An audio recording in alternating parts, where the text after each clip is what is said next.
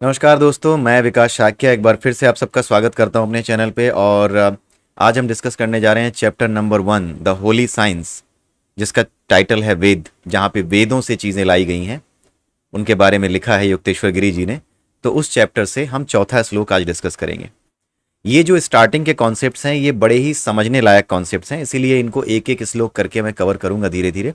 Later on चीज़ें थोड़ी easy हो जाएंगी तो उसको हम एक साथ देखते चले जाएंगे, थोड़ा जल्दी ख़त्म कर देंगे एंड की चीज़ों को। लेकिन ये जो चीज़ें हैं जो वेदा नाम के इस चैप्टर में बताई गई हैं, ये चीज़ें समझने के लिए बहुत ज़रूरी हैं और बिना इनको समझे चीज़ें समझ में नहीं आएंगी।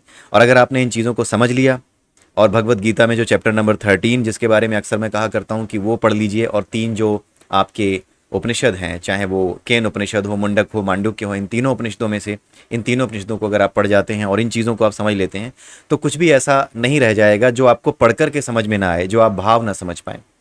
लेकिन मैं आपको बता दूं कि ये जितना भी चीज़ें हैं जो आप पढ़ करके जान रहे हैं ये गुरु का रिप्लेसमेंट नहीं होते। ये कहीं से भी गुरु का रिप्लेसमेंट नहीं होते, क्योंकि ये किताबी जो ज्ञान है जो पहले से प्रकट है, जो हमारे महापुरुषों ने खोज करके हमारे सामने रखा है। और बड़े दुख की बात है कि अभी भी जो खोला हुआ ज्ञान रखा हुआ है, जिससे पूरी सृष्टि का ज्ञान जिसमें समाहित है, जिसमें संपूर्ण विज्ञान के बारे में बताया गया है, संपूर्ण विज्ञान का जो मूल तत्व है उसके बारे में जिन वेदों में और जिन पुराणों में, और ये जो युक्तेश्वर गिरी जो कि 1894 में जो ये बुक लिख करके चले गए। आप सोचिए 1894 में ये बुक लिखी गई है जिसमें अणु, परमाणु, विद्युत, चुंबकीय तत्वों के बारे में उन्होंने बताया है, और एग्जैक्टली सही बताया है। और उस समय तक बहुत सी चीज़ें जो है खोजी भी नहीं गई थी। तो आप समझ सकते हैं। और ये युक्तेश्वर गिरी इनके ज्ञान को लेकर के महर्षि योगानंद, जो परमहंस योगानंद थे, ये विदेश जा चुके हैं और उन्होंने भी अपनी यात्रा उसी समय के दौरान की थी, जिस समय जो है भारत की आज़ादी का समय लगभग नज़दीक आ गया था और नई नई खोजें हो रही थी। और ये जो ज्ञान था इनका, कैवल्य दर्शन, इनका जो युक्तेश्वर गिरी जी का ज्ञान था, ये ज्ञान उन्होंने चारों तरफ फैलाया। तो ये जो चीज़ें हैं जो उस तरफ पहुंची हैं, जिनके बारे में योगानंद जी ने और युक्तेश्वर गिरी ने लिखा है इन बुक्स में, और ये ज्ञान वहाँ तक पहुँचा है, दूसरे देशों तक पहुँचा है, निश्चित रूप से इसने कहीं ना कहीं उनकी मदद की है। क्योंकि एग्जैक्टली सेम चीज़ें हमारे सामने आती हैं। महर्षि कणाद का जो परमाणु सिद्धांत है, वही परमाणु सिद्धांत उठ करके हमारी फिजिक्स और केमिस्ट्री की बुक्स में आता है और उनके बारे में हम पढ़ते हैं। खैर, उन पे हम ज़्यादा डिस्कस नहीं करेंगे क्योंकि बहुत सी चीज़ें ऐसी हैं जिनको लेकर के भ्रम की स्थिति बना रखी है समाज ने। जो तत्व ऐसे हैं, कुछ शरारती तत्व ऐसे हैं, कुछ ऐसे लोग हैं जिन्होंने इस चीज़ को समझ रखा है कि जो कुछ दिया है वो पाश्चात्य सभ्यता ने दिया है। लेकिन कभी वो इस बुक से, इस भारतीय जो ऋषि हैं इनकी बुक से कभी उनका सरोकार होगा तो उन्हें समझ में आ जाएगा कि विज्ञान कहते किसको हैं। और वो वेदों से, भगवत गीता से और हमारे जितने भी ग्रंथ हैं, जितनी भी हमारी फिलॉसफी है, उससे किस तरीके से जुड़ा हुआ है और किस तरीके से ये एक एक रहस्य को खोलता है। और जब ये एक एक रहस्य को खोलता है तो आपको ये समझ में आता है कि कुछ भी जानने लायक ऐसा है नहीं। एक बार आप इन चीज़ों को जान जाते हैं तो अपने आप ही चीज़ों का बनना, ना बनना, प्रकट होना, ना प्रकट होना बहुत बड़ी चीज़ नहीं रह जाती। ये जो बेसिक चीज़ समझाई गई है कि हाँ, ये जो हमारा पूरी सृष्टि है वो एक तरीके से खिंचाव से उत्पन्न होती है। एक आकर्षण का खिंचाव है, एक विकर्षण का खिंचाव है, एक प्रतिकर्षण है, एक आकर्षण है। और जिस तरीके से आग से उसकी जो ताप है, तपन है, जैसे आग की जो लहक आती है, अब तक जो दहक आती है, वो जो दहक है वो आग ही है असल में। अगर आग ना हो तो वो दहक भी नहीं होगी। तो आप उस दहक को ऐसा समझिए कि वो प्रकृति, वो जो है परमात्मा का क्या है, प्रकृति है, विकर्षण शक्ति है। और जो आग है वो स्वयं परमात्मा है। तो इस तरीके से आप इसकी तुलना कर सकते हैं। तो ये जो दोनों शक्तियां हैं, बेसिकली अगर आप ऐसे देखें कि ये जो है ये परमेश्वर है, ये प्रकट करता है, तो इसके प्रकट, ये जब द्वैत प्रकट करता है तो प्रकट करने पर इससे एक दूसरी प्रकृति उत्पन्न होती है जो कि विकर्षण की प्रकृति है, और ये आकर्षण है। ये आकर्षण से इसको इधर खींचता है और ये प्रतिकर्षण अपने आप को पीछे खींचता है। यानी प्रतिकर्षण की शक्ति प्रभु से दूर जाना चाहती है और आकर्षण की शक्ति उसे अपनी तरफ खींचना चाहती है। और ऐसा करने की वजह से ही ये ब्रह्मांड क्या होता है, फैलता चला जाता है। और आज का विज्ञान भी इस बात को जानता है कि ब्रह्मांड लगातार फैल रहा है। हो सकता है आपको ये बात पता हो, हमारा जो चांद है हर साल 4 सेंटीमीटर पीछे खिसक रहा है, हमारी धरती से दूर जा रहा है। एक दिन ये पृथ्वी के गुरुत्वाकर्षण क्षेत्र से बहुत बाहर निकल जाएगा और फिर पृथ्वी के गुरुत्वाकर्षण क्षेत्र में न होने के कारण ये पृथ्वी का चांद नहीं रह जाएगा। हो सकता है किसी और ग्रह को, किसी और पिंड को पृथ्वी अपनी ओर आकर्षित कर ले, इसके पृथ्वी के गुरुत्वाकर्षण के क्षेत्र में आ जाए तो फिर ये पृथ्वी का चक्कर लगाने लगे। तो इस तरीके से जो चांद हैं ये बनते हैं, इस तरीके से भी चीज़ें हो सकती हैं। तो ये जो चांद का पीछे हटना है, ये बेसिकली और कुछ नहीं है, ये जो हमारा ब्रह्मांड है इसका फैलाव हो रहा है। ये दूर जा रहा है, लगातार दूर। जो चीज़ें, जो तारे आज से कुछ साल पहले देखे गए थे, उनका रेड शिफ्ट थ्योरी एक बताई जाती है। रेड शिफ्ट थ्योरी का मतलब होता है कि जो हमारी प्रकाश की तरंग दैर्ध्य होती है, प्रकाश की जो पूरी की पूरी जो रेंज होती है, उसके कलर होते हैं, हर एक प्रकाश की रेंज का कलर है। तो अगर कोई चीज़ हमसे दूर जाती है तो उसका जो कलर है वो रेड की तरफ शिफ्ट होता है। तो इस रेड शिफ्ट थ्योरी के बेसिस पे साइंटिस्ट ने बताया कि ये जो ब्रह्मांड है ये फैल रहा है। और ये जो युक्तेश्वर गिरी ने इस बुक में बताया कि एक आकर्षण की शक्ति है और एक प्रतिकर्षण की शक्ति है जो इस तरीके से खींचती है अपनी ओर, और ये पीछे की तरफ भागती है। तो ये जो पीछे की तरफ भागने की शक्ति है और ये जो इधर की ओर खींचने की शक्ति है, ये मिल करके जो है पूरी सृष्टि का निर्माण करती हैं। और ये जो पीछे भागने वाली शक्ति है, यही आपकी अपरा की शक्ति है, और इसी अपरा के में हम सबका जन्म होता है। इसी अपरा में ही ये सारे सूरज, चांद, तारे, गैलेक्सीज, ये सारी चीज़ें बनी हुई हैं। इसी वजह से ये सारी चीज़ें हमें फैलती हुई दिखाई देती हैं, दूर जाती हुई दिखाई देती हैं। ठीक है, तो आई होप कि आपको पिछले वीडियो का ये कॉन्सेप्ट फिर से एक बार जो मैंने रिवाइज किया है आपको क्लियर हो गया होगा। अब आज के इस वीडियो में चौथा श्लोक जो है हम डिस्कस करेंगे। आपने देखा था पिछले वीडियो में कि अणु के बारे में बताया गया था। अणु कुछ और नहीं है। अणु क्या है? जो विकर्षण की शक्ति है वो एक परमात्मा को, परमात्मा क्या है? एक, लेकिन जो विकर्षण की शक्ति है वो क्या करती है? वो ठीक उल्टा दिखाती है, वो हर चीज़ का उल्टा कर देती है। जो विकर्षण की शक्ति है वो हर चीज़ का उल्टा कर देती है। परमात्मा अगर एक है तो जो हमारी विकर्षण की शक्ति है जिसमें हम पैदा होते हैं वो क्या करती है? उस एक को कई भागों में बांटना शुरू कर देती है। उस एक को दो में बांटेगी, दो से फिर और करेगी, दो से तीन, दो से चार, चार से आठ, इस तरीके से बांटती चली जाती है। ये पूरा एक बाइनरी सिस्टम पूरा बनाती है। टू की जो पावर है उसके बेसिस पे ये बांटती चली जाती है। हर चीज़ के दो दो टुकड़े करते चली जाती है। तो जब ये अनंत टुकड़े कर देती है, असंख्य टुकड़े कर देती है, तो उन्हीं असंख्य टुकड़ों को क्या कहते हैं? अणु कहते हैं। तो जब ये असंख्य टुकड़े कर देती है तो वास्तव में जो परमात्मा एक था वो कई भागों में बटा हुआ दिखाई देता है, कई भागों में विभक्त दिखाई देता है, लेकिन वो है एक ही। कई भागों में वो बटा हुआ, ये सृष्टि के अंदर वो उसको जो है बटा हुआ मान दिखने लगती है। क्योंकि जो भगवान है वो एक है, परमात्मा है वो एक है, लेकिन जब इस सृष्टि में हम देखना शुरू करते हैं तो हर चीज़ में वही परमात्मा है ऐसा हमें दिखाई देता है। क्योंकि कई चीज़ें प्रकट हो गई हैं सृष्टि में, चाहे वो पेड़ पौधे हों, चाहे गाय भैंस बकरी कुछ भी हों, ये सारी चीज़ें प्रकट हो गई हैं। तो वो एक है, लेकिन एक होने के बावजूद भी जो प्रतिकर्षण की शक्ति है, जो रिपल्सिव फोर्स है, वो उस एक को अनेक में दिखाती है। जब अनेक में दिखाती है तो क्या होता है? कोई चीज़ अगर एक हो तो दूरी की बात ही नहीं होगी। किसी चीज़ को अगर दो हिस्सों में बांट दो तभी हम डिस्टेंस की बात करेंगे, क्योंकि वो दोनों अलग हो जाएंगी। जब दो चीज़ें, जब एक ही चीज़ टूट करके दो भागों में बटती है तो उन दो भागों के बीच में कोई दूरी होगी। तो जब वो दूरी होगी, डिस्टेंस होगी, तो दूरी भी आ जाती है। पहले आता है प्रणव ओम, जो कि उसकी ध्वनि है, जो आपका खिंचाव होता है। उसके बाद क्या है कि जो विकर्षण की शक्ति है वो एक परमात्मा को कई कणों के रूप में दिखाती है, जिनको अणु कहते हैं। इन अणु के बीच में जो दूरी होती है, दूरी की वजह से देश का भास होता है। ठीक है, दूरी का मतलब देश, दूरी से देश का आभास होता है। और क्योंकि परमात्मा जो है वो उससे परे है, काल से परे है, उसको उसके ऊपर काल का कोई प्रभाव नहीं पड़ता। लेकिन जब ये प्रकृति के अंदर हम आते हैं, जब ये विकर्षण शक्ति के अंदर आते हैं, तो वही परमात्मा, उसी परमात्मा की बनाई सृष्टि में काल का प्रभाव दिखाई देने लगता है। वो काल के अंतर्गत चलने लगती है। तो ये असल में ऐसा होता है, ऐसा प्रतिकर्षण शक्ति के कारण ऐसा दिखता है, वो ऐसा करती है, वो उसी चीज़ का उल्टा दिखाती है जो चीज़ वास्तव में है। इसीलिए भगवान कृष्ण ने 15वें चैप्टर का जो पहला श्लोक है भगवद गीता में, उसमें ये बताया है कि ये पूरी सृष्टि जो है ये अश्वत्थ यानी पीपल के उल्टे वृक्ष की तरह है, उल्टा पेड़ जो होता है पीपल का, उसकी तरह है। जो कुछ यहाँ पे आपको सत्य दिखता है वो वास्तव में असत्य है, वो मिथ्या है, वो भ्रम है। सत्य कुछ और है। वहाँ पर अगर कोई चीज़ एक है तो यहाँ पर वो चीज़ अनेक में दिखाई देगी। ठीक है, वहाँ पर कोई चीज़ अनेक है, अनेक कुछ है ही नहीं, वो एक है, एक ही ऊर्जा है, इसलिए यहाँ पे वो अनेक के रूप में दिखाई देता है। तो अणु ही जगत का कारण है। अब आपको समझ में आ गया होगा कि जो अणु बने हैं कैसे बने हैं? विकर्षण की शक्ति से बने हैं। विकर्षण ही क्या है? अपरा की शक्ति है, और इसी अपरा शक्ति में अणु है। इसी अणु से क्या हुआ है? संपूर्ण जगत बना है। इसी अणुओं में से कुछ अणुओं में 24 तत्व हैं, जो प्रकृति के 24 तत्व होते हैं। इन्हीं अणुओं में सब कुछ है, जिससे ये पूरी सृष्टि, हमारे भीतर का सारी मशीनरी सब कुछ चलती है। ठीक है, अब माया किसको कहते हैं?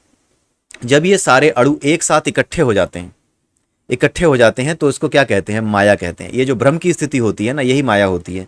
जब सभी तत्व एक साथ आपके साथ खेल कूद करने लगें, जैसे आपका मन, आपकी बुद्धि और आपका शरीर, ये सब के सब एक ऐसी स्थिति में आ जाएं कि कभी शरीर आगे बढ़ने की कोशिश करे, कभी मन आगे बढ़ने की कोशिश करे, कभी आपकी बुद्धि आगे बढ़ने की कोशिश करे, तो आगे बढ़ने की इन कोशिशों में जो जद्दोजहद उत्पन्न होती है, ये क्या करती है? कई अणुओं को एक साथ खड़ा कर देती है, कई तत्वों को एक साथ खड़ा कर देती है आपके सामने।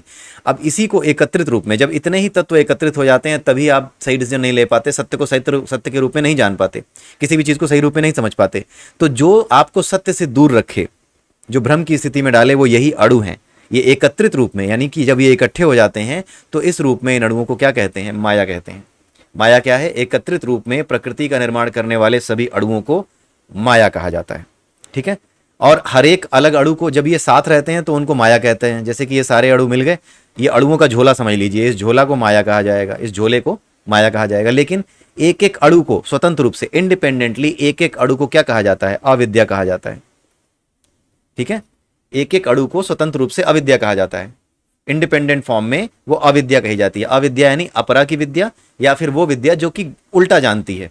असल में जानती तो है इस सृष्टि के बारे में कि कई अणु हैं, सब कुछ है, उसका अध्ययन भी करती है, लेकिन असल में ये अपरा की विद्या है, यानी कि उसकी उल्टी है।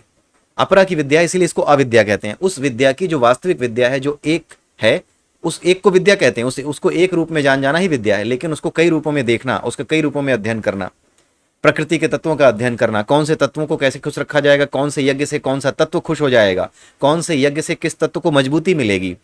राइट। ये सारी चीजें से हमारी बॉडी भी कई तत्वों से मिलकर बनी है।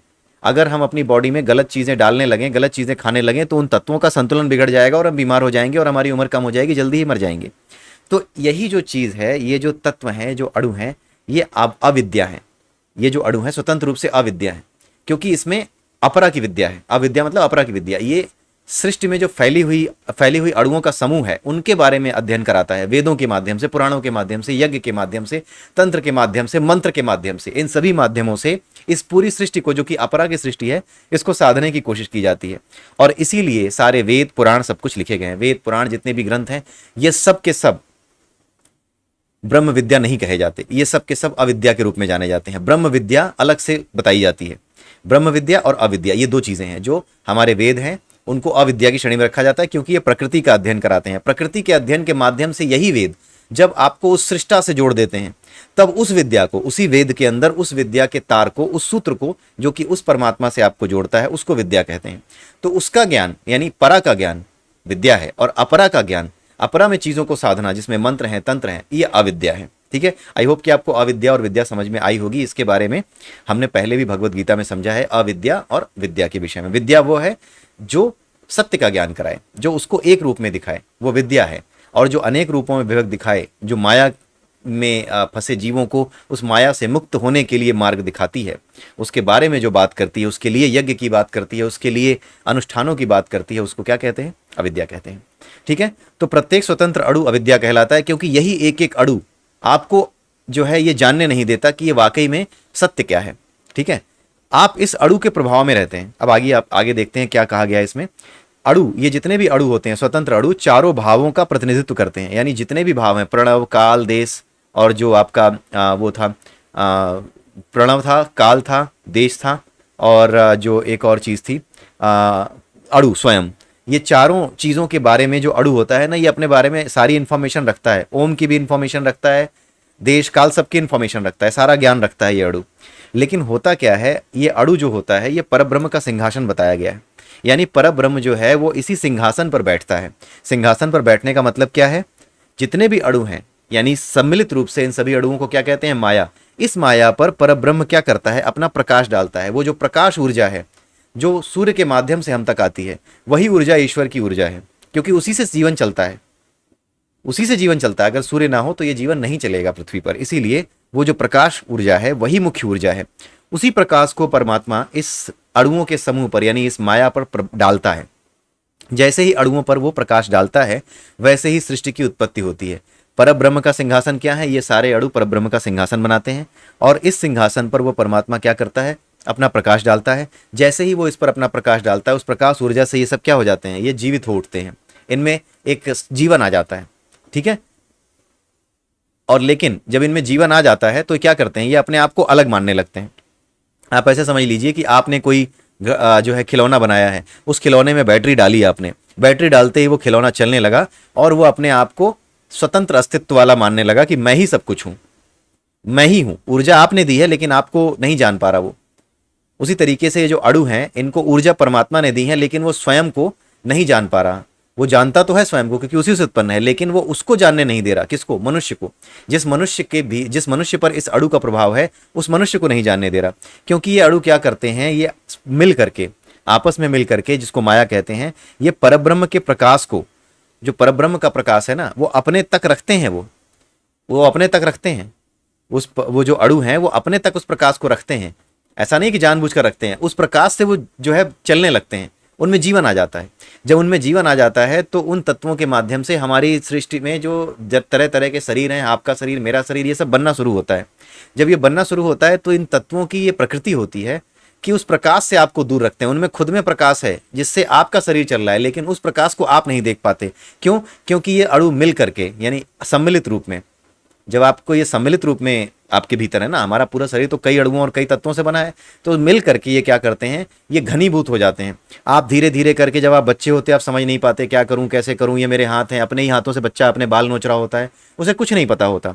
धीरे धीरे वो इन चीज़ों को जो है संगठित करना शुरू करता है, समझना शुरू करता है, मेरे हाथ हैं, ये पैर है, उसे सिखाया जाता है।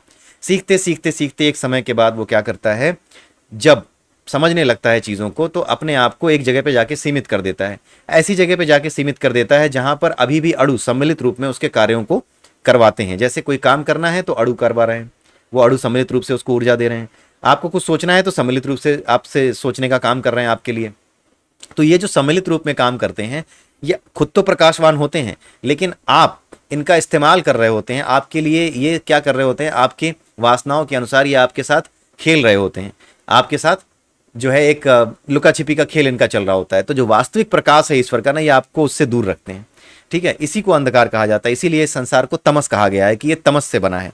अब आपको समझ में आ रहा होगा कि क्यों वेदों पुराणों में ये बात लिखी है कि ये संसार तमस से बना है। क्यों? क्योंकि किसी को अंधेरे में रखना ही अंधकार है। आपने किसी को अंधेरे में रखा, वो अंधकार में है। तो ये जो अणु हैं, ये स्वयं तो जीवन पा गए, लेकिन इन अणुओं से आपके शरीर का निर्माण हुआ, और आपके शरीर में आपने अपने आप को शरीर से इतना जोड़ लिया। आपकी जो स्थिति है वो ये है कि आपने अपने आप को शरीर से ही इतना जोड़ लिया है कि उन अणुओं से, उन तत्वों से आपका कोई निश्चित रिश्ता नहीं रह गया, कोई सरोकार नहीं रह गया जिन अणुओं से आप बने हो। जिस दिन आप इन तत्वों के बारे में, इन अणुओं के बारे में सोचना शुरू कर देते हो, ठीक है, जिस दिन आप इन तत्वों के बारे में, अणुओं के बारे में सोचना शुरू कर देते हो, इनके बारे में ज्ञान हासिल करना शुरू कर देते हो, किसी एक अणु के बारे में, तो धीरे धीरे करके आप यहाँ पर पहुंच जाते हो कि ये अणु कुछ और नहीं है, ये उसी परब्रह्म से प्रकट हैं। वो 24 तत्व, वो मन, बुद्धि, अहंकार, वो जो भगवत गीता का चैप्टर नंबर 13 है, उसमें जो कुछ बताया गया है वो उन्हीं से प्रकट है। वही एक शक्ति है, वही एक परमात्मा है जिससे ये सब कुछ प्रकट है। जब आप जान जाते हैं तब आप विद्या को प्राप्त होते हैं, लेकिन जब तक आप इसे नहीं जानते तब तक प्रत्येक स्वतंत्र अणु क्या करता है, विद्या कहा जाता है, अविद्या कहा जाता है।